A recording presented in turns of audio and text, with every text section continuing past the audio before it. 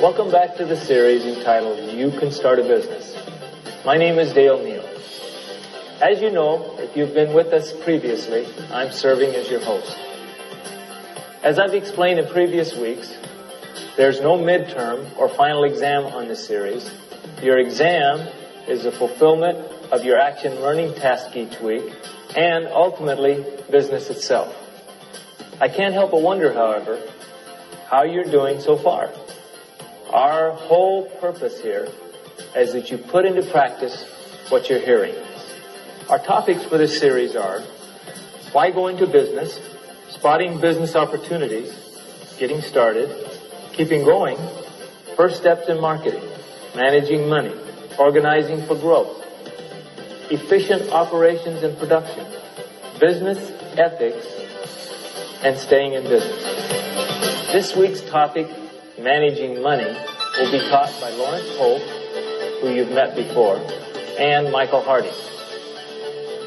It's all very well to have a good idea for a business, come up with effective marketing concepts, and finding the right people to join you to help you start off your business. But there's one matter that you often, but not always, need before you can commence: money. Or to give it a more commercial term, finance. In order to earn money out of a business, you need first to put money into a business. Finance put into business is called capital. This can be done in two ways. Let's go join Lawrence now and begin. Hello again. It's good to be with you. This week our subject is finance, or managing money. When you start your own business, there's no doubt that at some point you're going to be handling this stuff. Whether it's pound notes, whether it's dollars, yen, Deutschmarks, we need to understand how to obtain money to help fund our business, as well as manage it once the business is underway. The money we need to start a business is called capital. Loan capital is a temporary form of funding, typically provided by a bank, but could be provided by a friend or a relative. It's repayable within a prescribed period and attracts an agreed interest cost. However, share capital is different. This involves a longer-term investment, and because it's higher risk capital, normally the rate of return expected by the investors is considerably higher. Mike Harding is a management accountant who you'll meet later in this programme, and he's got a very good example of a bank funding a new business. Let's go over to meet him now. My name is Mike Harding. I'm a chartered accountant and I have my own business called Financial Direction. I'll now give you an example of investment by an outside company into a business to help expansion. The particular company I was involved with was a creche company, that is, looking after children, a shopper's creche. This was a new concept, and this particular business had 4 outlets. From memory, 1 in a departmental store and 3 in shopping centres. The trouble was, in order to expand, the directors didn't have fresh capital themselves. So they approached an investment company who asked for detailed 5-year plans for the future to see exactly how the expansion would go. After considerable dialogue, trawling through the figures, the investment company agreed to invest into this creche company, both loan capital and share capital. And as a result of that financial planning, as a result of that investment, that company today has creches in supermarkets, departmental stores, and shopping centres throughout the United Kingdom. In some countries, there are special government funds or private funds available for those wishing to start businesses. We've been looking at one particular fund called the Maranatha Trust.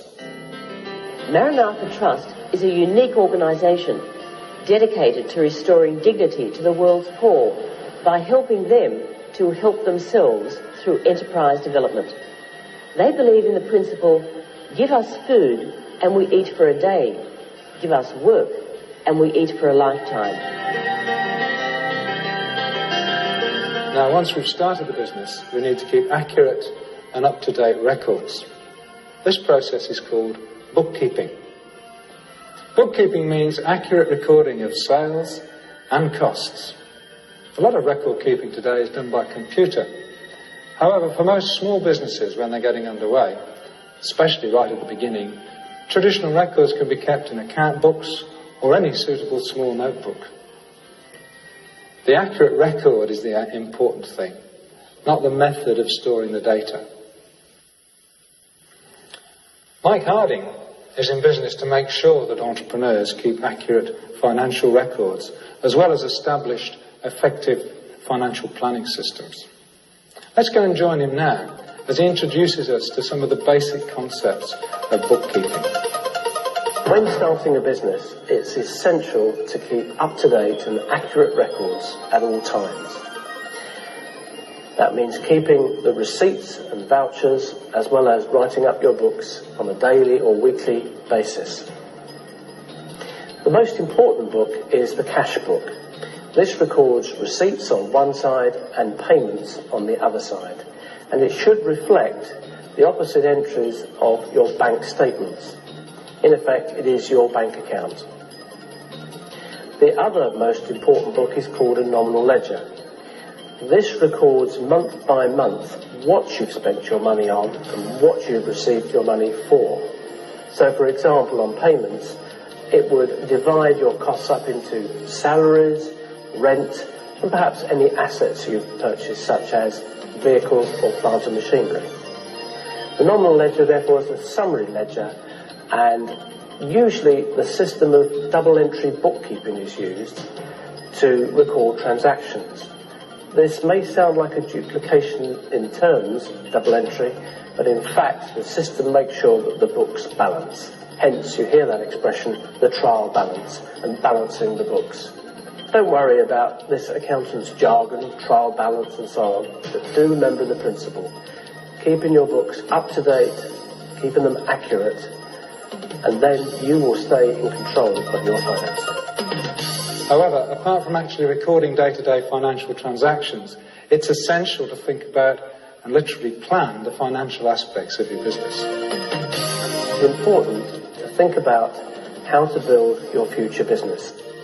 Financial plans tend to be for a period of 2 to 5 years. But in addition, businesses build budgets which look at month by month for the following year of what sales or costs are anticipated. When you then compare budgets with actual results, you see variances. And variances tell the businessman, and are a key tool to the businessman, on what is going right in the business and what is going wrong. In both cases, you can take advantage of what's going right by trying to do more of that in the rest of the year, or if there's something going wrong, it gives you the opportunity to take action and to correct that.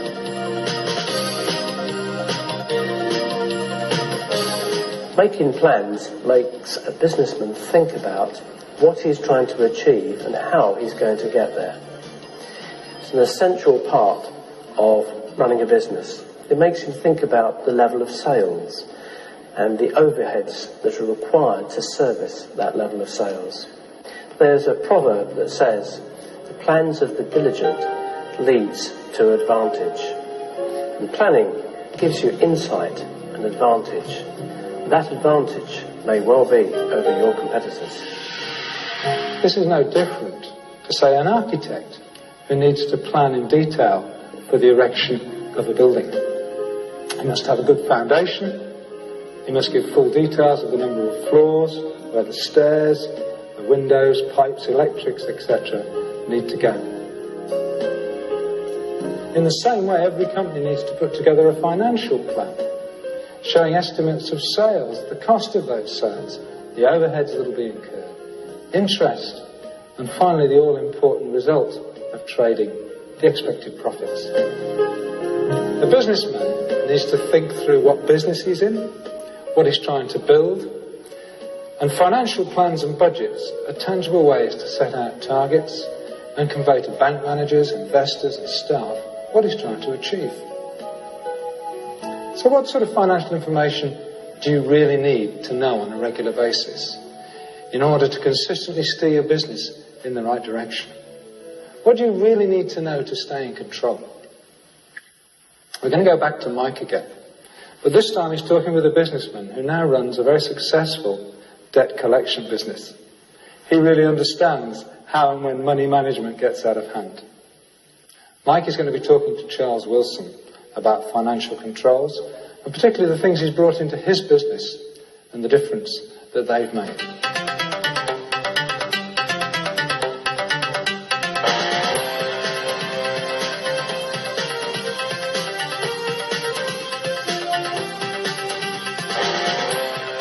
We're now going to talk to Charles Wilson, who runs a debt collection business. This means him coming from time to time here in the local ports. Charles, you're a solicitor, but you've chosen to specialise in debt collection in your business. Could you tell us, please, what sort of financial information you need to help you run your business and control your business? Yeah, there's three main areas of business information that we're looking at. First is sales. What sales are we getting in each day, each week, each month?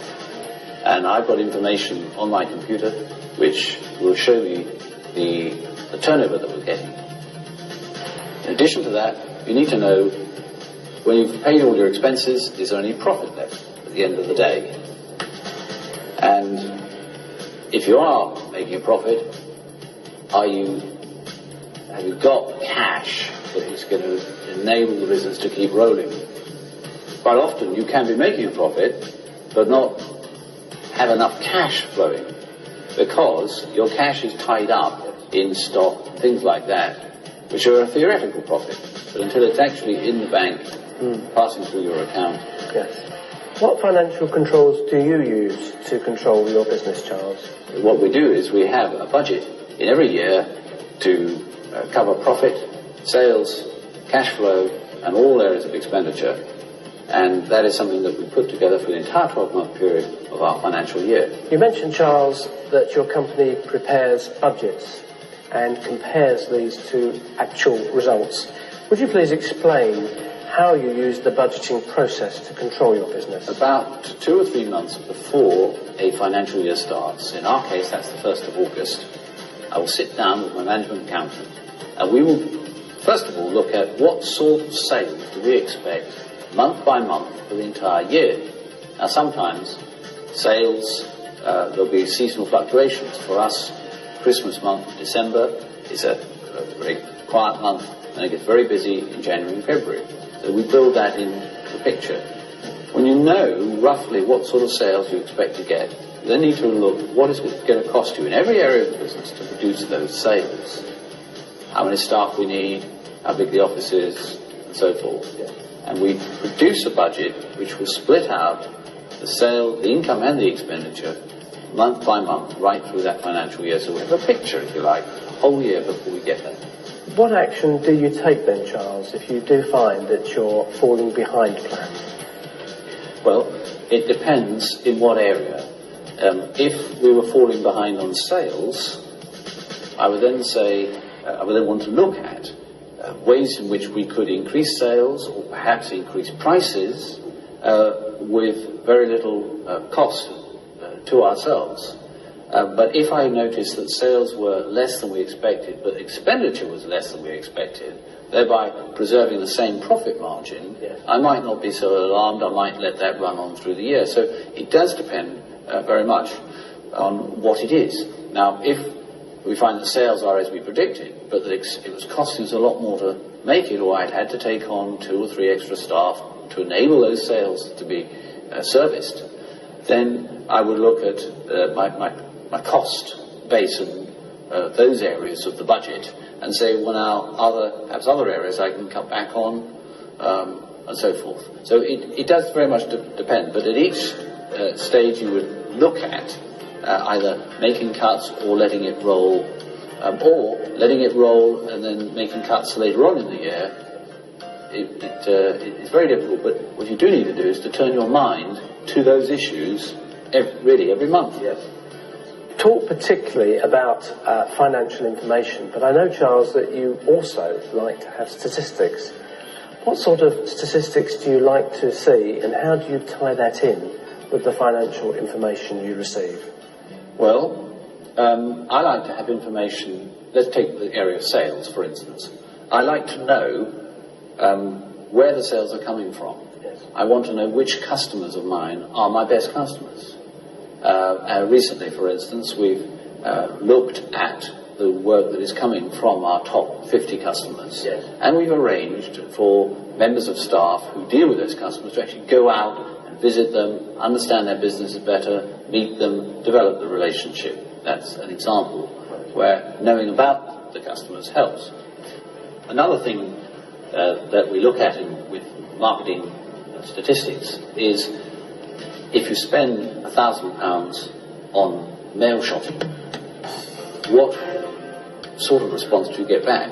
Because if you've got one customer responding to £1,000 worth of mail shot, it's going to cost you £1,000 to get their response. Right. Now what we found was, by analysing the response that we got for different geographical regions, we found that we had a much better response from people in the south of England to those in the north of England. Now our business is situated in the south of England, and we found that people obviously want to deal with a solicitor who they can relate to, they feel is closer geographically.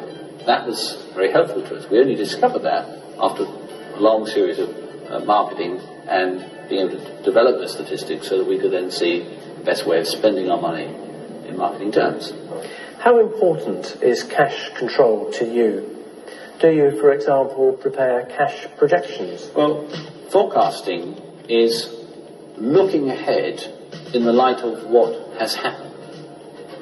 So if we go back to what I was saying about budgeting, your budget is saying this is what we expect to do, and we'd like to control the business to this sort of performance during the year. Now, you get into the financial year, August turns into September, October, November. So something happens in November and you realise that the business has taken a different turn from how you expected when you were looking at it back in June. At that point, I will say to myself, now, if I expand my premises and take on perhaps an extra large chunk of work, what are the implications of that? In all the areas of my expenditure, I want to put in extra accommodation, office, desks, computers, and so forth. And I will then say, well, now, if I'm carrying that expense for the rest of the year, are these the likely sales that I'm going to make? What effect is that going to have on the profit at the end of the year? And if you imagine your budget as 12 columns, some of that you'll have actual, but you'll need to revise your forecasts forward. So you can then have a picture on the last column is what you actually achieve by the end of the year. Right. Yes, because you've got to take a point. You can measure profit month by month, and we do have management reports every month, which we discuss in a management meeting with our management accountant, the other directors of the business. Right. You look at that, but there may be times where you need to invest in the early part of the year to see the payoff in the later part of the year. So you can't judge the business on any few months. You've got to look at the figures that you're getting monthly, or say for a quarter, but take that in the context of what you're actually trying to achieve in the year. Yes. Right. So cash control is absolutely vital, and I will have every month as the figures come through and we see the level of business activity, the amount of disbursements that have gone out, then the monthly forecast for cash control will automatically be revised. We've been listening to Charles and Mike Harding, and we've been looking at the difference between a business when it has good financial planning and when it has no or little financial planning. Let's just remind ourselves of some of the main points. First of all, when there's no financial planning. He didn't know the cash position he was in. There was no cash forecasting, no monthly accounts prepared, no idea if they were running at a profit or a loss. no financial plans or targets, no performance statistics about the business, no financial information to show bank managers, possible investors, managers and staff. Now let's think of the situation when we've got good financial planning. We should always have up to date a cash position. We should know what cash is available, because the cash being used is being monitored against our planned position. We would have regular monthly accounts prepared, giving sales margins, overheads for the month, and the year to date.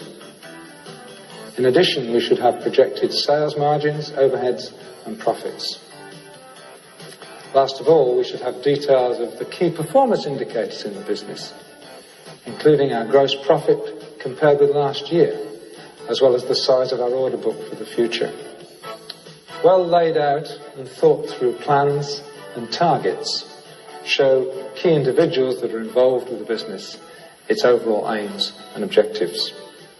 We need to remember Charles's approach to financial planning and control, and more importantly, make sure we put into practice what Mike has been telling us. We've covered quite a lot of detailed information this week, and to help you understand and prepare your own simple accounts, we've explained this in some detail. In order to help you with that process, we've created a study guide which can be obtained through the local programming that you're watching this on. And this will be a great help to you as you remember the things and go back and work through the process. What you'll find in the study guide is this. There will be an outline to simple bookkeeping. There'll be sample pages which have already been filled in to show where you need to put the numbers and the typical subjects. There is also a basic model of preparing your own accounts, together with profit and loss statements, as well as some simple financial planning tools. I hope you've been able to follow it. We've probably gone into more detail this week than normal, but it is important that we pay attention to the detail in these things, as well as the big picture.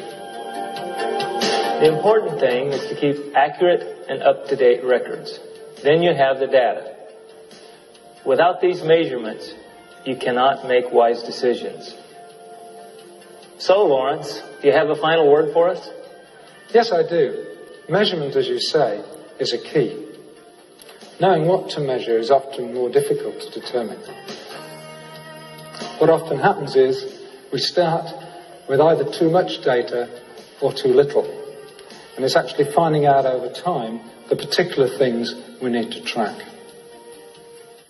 What I would say to you is, start maybe with more data than you need.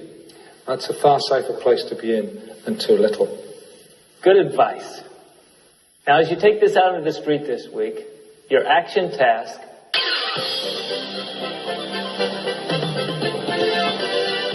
look around you to determine where you can get initial operating capital. Well, it's time to close once again.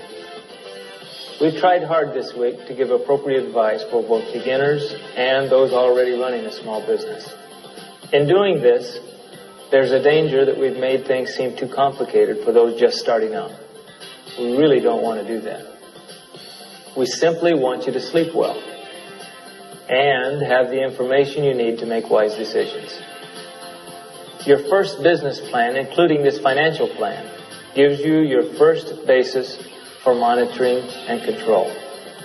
But you should expect to find big differences between your plan and your actual practice. Well, that's it for now. See you next week when we look at organizing for growth.